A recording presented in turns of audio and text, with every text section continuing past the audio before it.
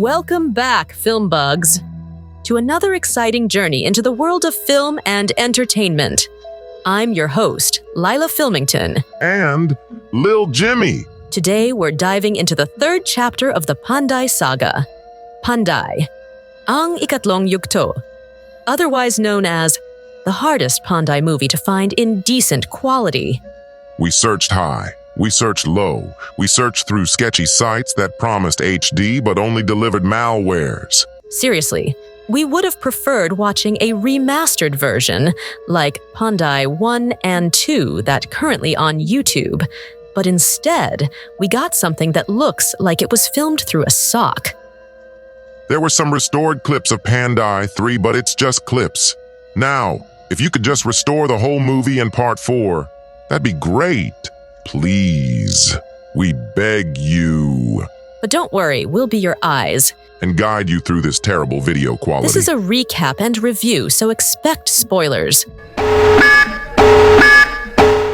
Consider yourself warned. Some background and fun facts. Self-warned. So this one dropped in 1982, directed by the king himself, Fernando Poe Jr., and written by the dream team of Carlo J, Caparas, Fred Navarro, and Steve Gan. Lito Anzures. And Bentot Jr. return as Tata Temio and Lando. But Flavio's love interest swapped out again. This time we've got Dang Cecilio. Would have been nice if Tina Revilla came back, but what are you gonna do? Fun fact about Dang Cecilio, she was binibining Pilipinas universe in 1979. So let's get to it. The big comet. Again. Like clockwork, another big-ass comet falls to Earth, but plot twist. It's not the Ballarog comet or a flashback of Ballarog comet like the second movie. It's aliens. And not just any aliens. One-eyed, poor man's eye of Sauron. Laser-blasting aliens. First villager walks up like, hey, maybe they're peaceful. Zap. Instantly blasted by its laser. It's a full-on massacre. And then, boom. Enter Mystery Warrior in a metal mask, rising from the wreckage, looking like he came straight from the Conan the Barbarian movie. Meanwhile, in the desert, Lizardo's back, bro. Dug out of the sand by a mysterious magical wind. This man just refuses to die. He hears a voice. Maybe it's Brunhilde. Maybe it's the aliens using her to do their bidding. Either way, he's back and ready to cause problems. Meanwhile, at a nearby beach, cut to our boy Lando, just vibing, taking a nap while catching dinner by the ocean, until our hero Flavio enters, majestical as ever. Majestical. Back at home that night, they're having a feast. Great food, tin plates, and terrible video quality, until a freak typhoon shows up and chucks their dinner all over the place. The next morning, surviving villagers from the alien attack beg Flavio for help to find their missing children. But before he and Lando can strategize, crispy zombies attack. Flavio zaps him up with his own laser from his Ballarog, because that sword can do literally everything. Turns out, the aliens are fluent in Tagalog. Of course they are. They need villagers' kids' blood to heal Lizardo, who's all of a sudden just lying there like a budget Snow White in a glass case. Meanwhile, in another small village, meet Aning, aka Dang Cecilio. On her way home after doing laundry down by the river, she steps on what looks like a banana cue stick, pulls it out of her feet, throws it aside, and bam! It turned into a tiny snake.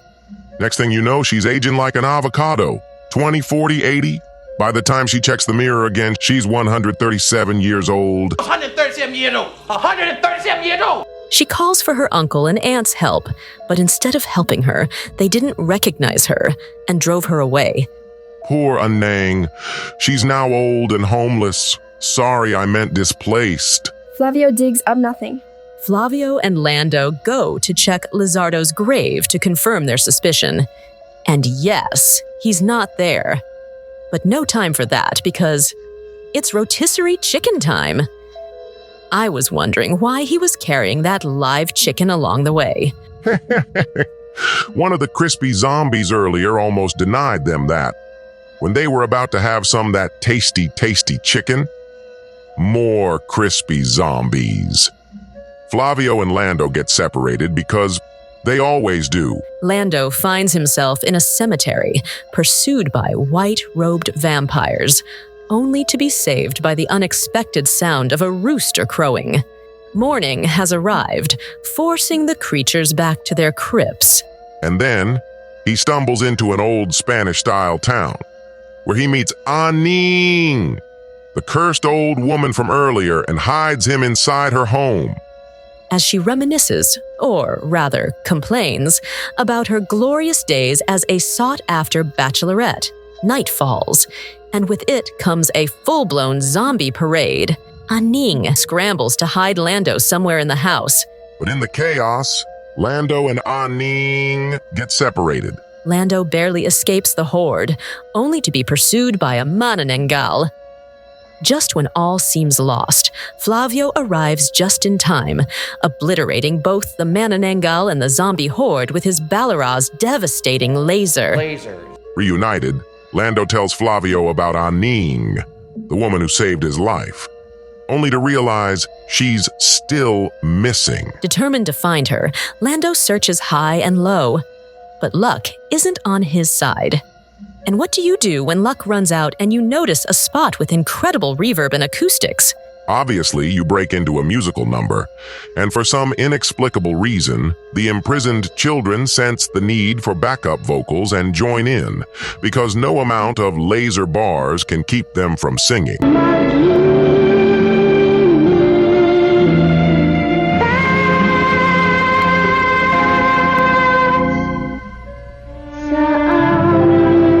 After what feels like an eternity of dramatic harmonizing, they finally locate Aning. Flavio meets old Aning. Flavio thanks her for helping Lando, then scans her with the Balaro, which, surprise, turns into a mystical radar pointing toward the cure for her curse. And where does it lead them? Under the ocean. Without hesitation, Flavio dives in to retrieve it. But of course, it won't be that easy.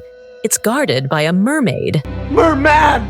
Sorry, a merman. Or Siokoi. After an intense underwater battle, Flavio defeats the sea beast, retrieves the potion, and hands it to Aning. One sip, and poof, she's hot again.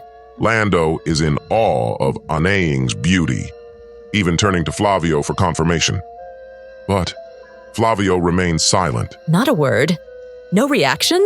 Then again, they never really show anything below his waistline. Good point. Moving on, the gang finally figures out where the villains are hiding the kidnapped children. Thanks to, of all things, that reverb-laden song exchange between Lando and the kids earlier. With some good old-fashioned teamwork, they managed to rescue all the children. Well, almost all. That one kid who got zapped by the laser earlier? Yeah, tough luck. Speaking of force fields, Flavio conjures his own web of energy to block the creatures from following them. Flavio is the mysterious masked alien warrior. Later, by the fire, Lando and Aning chat about how brooding and mysterious Flavio is. Intrigued, Aning approaches the king and chats with him. Meanwhile, Flavio sets out to find food for the kids when all of a sudden, he's ambushed by a masked warrior and left mortally wounded. Lando finally finds him, but it's too late. Flavio, with his last breath, imparts a few words before Flavio dies. Yep, actually dies. But wait, this isn't the end of our favorite hero, is it? Nope. Tata Tamio gets a divine notification from his Aklat Nai team about Flavio's death and immediately contacts Jesus himself for a resurrection request. Since it was Tata Temio, request approved. So cue a roaming practical light effect. And just like that, Flavio's back. First, Flavio has a rematch with the mystery warrior. And this time, Flavio wins. Then, it's time for the alien eyeballs to die. Flavio dodges, runs, hides, and repeat from all the Laser blasts, finally catches and chops them into pieces. With the aliens gone, Lizardo melts like a candle in a cemetery during Todos los Santos. Review and rating. This third installment in the series is a straightforward, solid storyline. Classic Panday action. This one definitely delivered. And the fight scenes, way better than the second movie. Yeah, compared to Part 2's disappointing final battle, where Lizardo just got pecked to death by the Hawk people, this movie actually gave us a proper showdown between Flavio and the metal-masked warrior. We'd love a true final boss fight with Lizardo, just like the first movie. But maybe we'll get that in Part 4. My favorite part, Lando's adventure in the cemetery. That whole abandoned village sequence with the frozen dead people still sitting at the dinner table and Lando hiding from the zombie parade and Manananggal. Creepy, nerve-wracking, and so much fun. But then, the 10-minute sing-along segment. Why? That single-handedly knocked this movie down a notch for us. We're giving it a 6.5 out of 10. If they cut that out, easily a 7.5 or even an 8. But come on, we want Flavio hacking and slashing, not being benched during a musical number. Now, if Flavio himself started singing, maybe we'd reconsider. And that's our recap. Filmbug's Panday 4 movie is MIA in YouTube and everywhere, so if anyone finds it, looking at you at Kyle Rodolfo Moran 7150, let us know. As always, thanks for the support. All clips used under fair use, yada yada. And instead of getting a copyright strike playing that Lando and the Prison Kids song, we wrote our own. Stay tuned, because this next banger was brought to you by us, and mostly AI. We hope you enjoy this newest episode, and until next time, Filmbugs, this is Lila. And Lil Jimmy, signing off.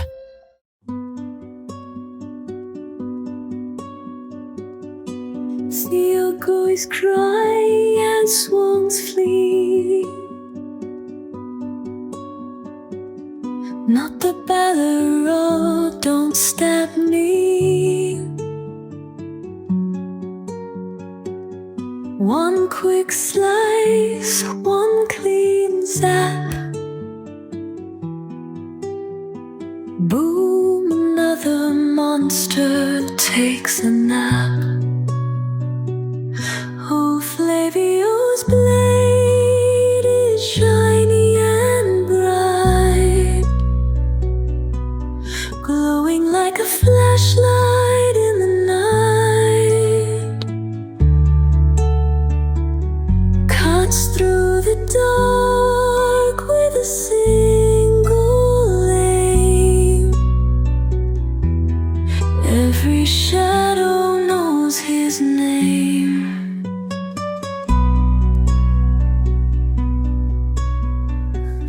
Underneath the moon's pale glow, legends live and stories grow. In the sun.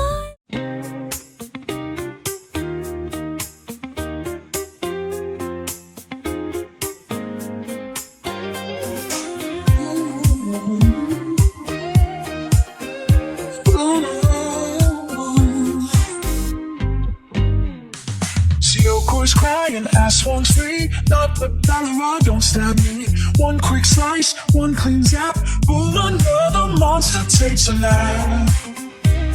Oh, oh. Flavio's blade, it shines so bright, cutting through the darkest night. Hiding won't save you from its light. You'll shiver from the very sight. Oh,